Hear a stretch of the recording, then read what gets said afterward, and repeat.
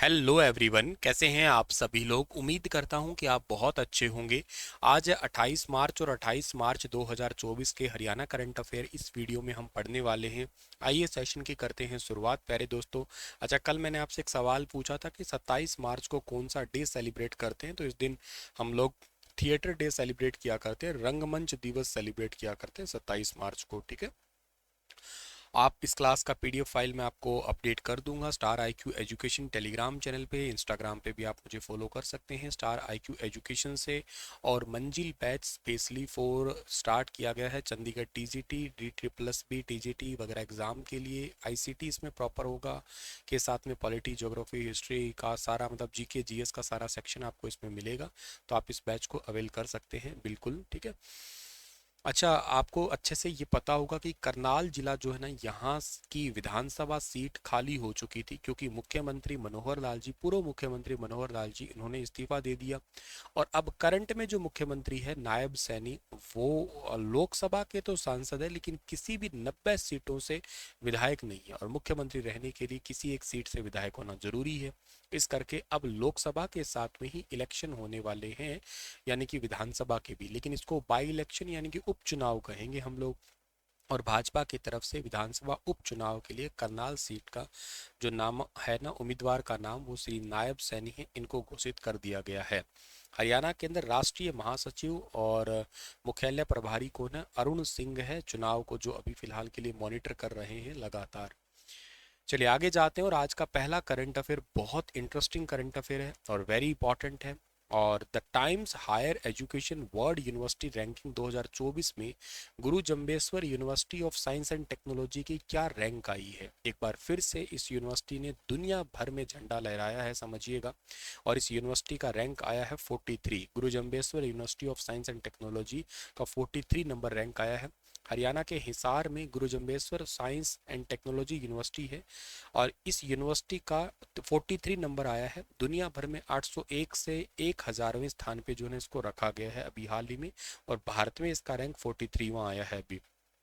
भारत के 76 जो higher education institute है ना, उनको ये रैंक दिया गया है। इस यूनिवर्सिटी के वीसी का नाम है प्रोफेसर नरसीराम बिश्नोई।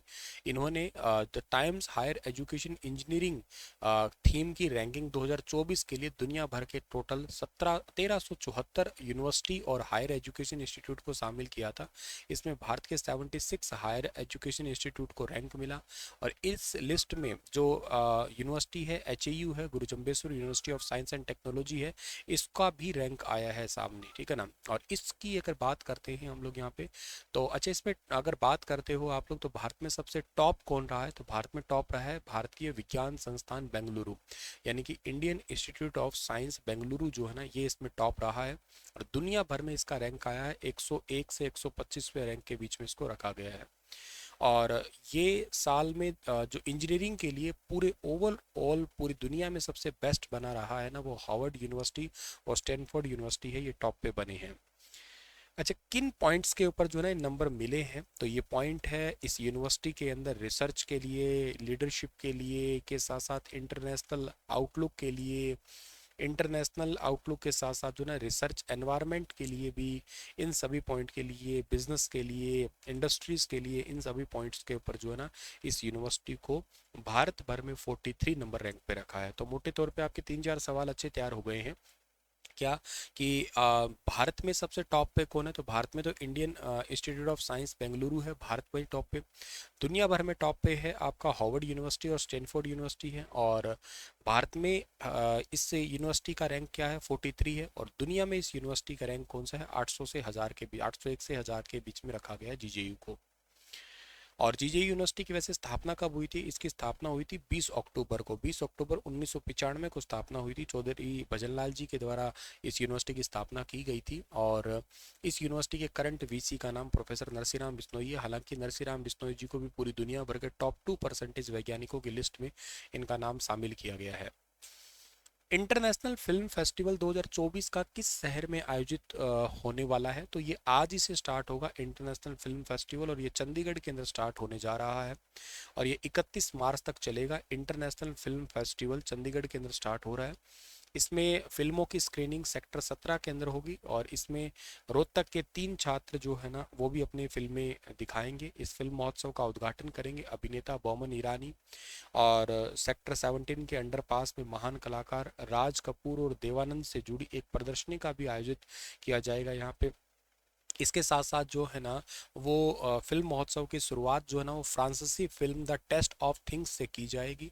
उसके बाद में इस फिल्म को कॉन्स फिल्म फेस्टिवल में अवार्ड ऑलरेडी मिल चुका है। महोत्सव का समापन होगा दक्षिण कोरिया की हॉरर फिल्म हक्स होमा से होगा और हक्स होमा दक्षिण कोरिया की सबसे ज़्यादा कमाई करने वाली फिल्मों में से एक शामिल है ये। और इस फिल्म का प्रीमियम बर्लिन के अंदर हुआ था और अभी ये चंडीगढ़ के अंदर स्टार्ट हो रहा है। चंडीगढ़ हरियाणा पंजाब की राजधानी है। तो बाकी इसमें हरियाणा की फिल्मों को भी देख लेते हैं कौन सा रैंक आएगा। फाइनल जो भी होगा मैं आपको श्योर इसके बारे में बताऊंगा। हाल ही में हरियाणा के किस जिले में विश्व कबड्डी दिवस मनाया गया था? तो विश्व कबड्डी दिवस अभी हाल ही में मनाया गया था। कहाँ पे? पंचकुला के अंदर, यानी कि ऑप्शन नंबर बी जो है इस सवाल का बिल्कुल ठीक रहेगा। 24 मार्च को मनाया गया पंचकुला के अंदर ताऊ देवीलाल इंडोर स्टेडियम में विश्व कबड्डी दिवस मनाया गया था। हॉलिस्टिक इंटरनेशनल प्रवासी स्पोर्ट्स एसोसिएशन ने विश्व कबड्डी नाम का एक संगठन है, इसके साथ में मिलकर इस साल का कार्यक्रम हुआ है। और विश्व स्तर पर कबड्डी को बढ़ावा देने के लिए अभी हॉलिस्टिक इंटरनेशनल प्रवासी स्पोर्ट्स एसोसिएशन और हरियाणा सरकार के बीच में एमओयू भी हुआ है अभी हाल ही में। तो ये भी एक इंपॉर्टेंट क्वेश्चन होगा। हरियाणा के राज्यपाल बंडारू दत्तात्रेय इसमें मुख्य अतिथि थे और गिनीज टीम के द्वारा राज्यपाल को गिनीज वर्ल्ड रिकॉर्ड प्रमाण पत्र भी जो है ना और प्रमाण पत्र भी दिया गया है। गिनीज वर्ल्ड रिकॉर्ड का प्रयास कबड्डी प्रदर्शनी मैच में सर्वाधिक खिलाड़ियों के लिए था। और विश्व कबड्डी दिवस हर साल 2019 से मनाया जा रहा है। 24 मार्च को ही सेलिब्रेट करते हैं। इस बार का थीम था पुरुषों के द्वारा निर्मित महिलाओं के द्वारा परिपूर्ण।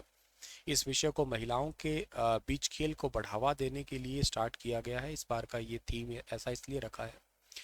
और ये हॉलिस्टिक इंटरनेशनल प्रवासी स्पोर्ट्स एसोसिएशन है, ये गैर लाभकारी कंपनी है जो कंपनी अधिनियम 2013 की धारा 8 के तहत रजिस्टर्ड है। इसका हेडक्वार्टर भारत के अंदर ही है और इसका टारगेट क्या है कि उन खेलों के ऊपर विशेष ध्यान देना जिसके माध्यम से प्रवासी भारतीय युवाओं को भारत में बढ़ावा देना और के साथ साथ जो है ना इनको इंटीग्रेट करना, मतलब दूसरे भी जो है ना भारत के अंदर आके खेल सके, जिसमें से क्रिकेट, कबड्डी, शतरंज, खो खो, मलखम्ब, कुश्ती, तीरंदाजी ऐसे खेल हैं जो हमारे देश अंतर्राष्ट्रीय स्तर पर प्रसिद्ध हुआ इन गेम को चलते हुए। और एक खेल है योग एक अभ्यास के रूप में और ज्ञान के लिए संस्कृति, इसके भविष्य के लिए ये कोशिश कर रहा है, टारगेट कर रहा है कि योगा को भी जो है ना आगे इंक्लूड करके इंटरनेशनल लेवल पे। वैसे तो ये योगा इंटरनेशनल डे सेलिब्रेट करती है लेकिन योगा को भी धीरे धीरे आगे कई सारे गेम्स में भी इंक्लूड करना है। स्वास्थ्य विभाग की एक रिपोर्ट के अनुसार हरियाणा में बाल जन्म लिंगानुपात में पहले स्थान पे कौन सा जिला रहा है? One of the most important question. और इस सवाल का ठीक आंसर रहेगा पलवल। इसमें पलवल टॉप पे रहा है। ऑप्शन नंबर बी इसका ठीक है। 2023 का एक आंकड़ा अभी रिलीज किया गया है। पलवल जिला जो है ना 1000 लड़कों पे 946 लड़कियां पैदा हुई है, मतलब बाल जन्म लिंगानुपात में टॉप पोजीशन पे है। जिले के 25 गांवों ने 1000 से ज्यादा बाल जन्म लिंगानुपात का हिस्सा लिया है। 2022 में यह जिला 12वें स्थान पे था, तब बेटी बचाओ बेटी पढ़ाओ अभियान स्टार्ट किया गया था। और इस समारोह में उपायुक्त को 5 लाख रुपए का नगद इनाम भी मिला है। इसके चलते हुए जनवरी और दिसंबर 2023 के बीच में कुल 28,989 जन्म हुए हैं, जिसमें से 14,899 लड़कों के जन्म के मुकाबले लड़कियों की संख्या 14,000 जो है ना लगभग 14,000 प्लस ही है। और इसके साथ साथ जो है ना मतलब टोटल कह सकते हो पहली बार 946 के आंकड़े को पहुंच पाए हैं ये। पंचकुला 2 नंबर पे, फतेहाबाद 3 नंबर पे 942 और 934 के साथ में।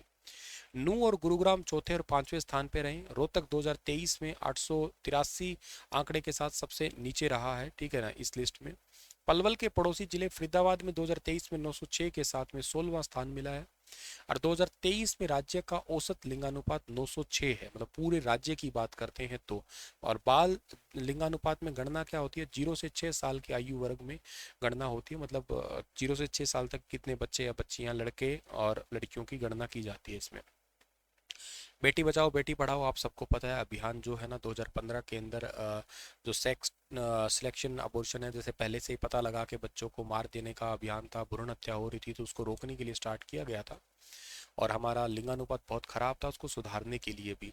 और यह महिला और बाल विकास मंत्रालय, स्वास्थ्य एवं परिवार कल्याण मंत्रालय और मानव संसाधन विकास मंत्रालय की एक संयुक्त पहल है। ये कार्यक्रम देश भर के 405 जिलों के अंदर लागू किया जा रहा है अभी के लिए, ठीक है, बेटी बचाओ बेटी पढ़ाओ। चलिए सर जी, और इसी के साथ में ये सेशन होता है समाप्त। आप लोगों के लिए सवाल है कि हाल ही में इंडियन स्टील एसोसिएशन के अध्यक्ष के रूप में किसे चुना है, बताइएगा। सेशन का फीडबैक जरूर दिया करें, सेशन को लाइक भी किया करें, चैनल को सब्सक्राइब भी जरूर जो है ना कर दिया करें अगर आपने नहीं किया है तो अभी के लिए। थैंक यू सो मच, सभी को राधे राधे।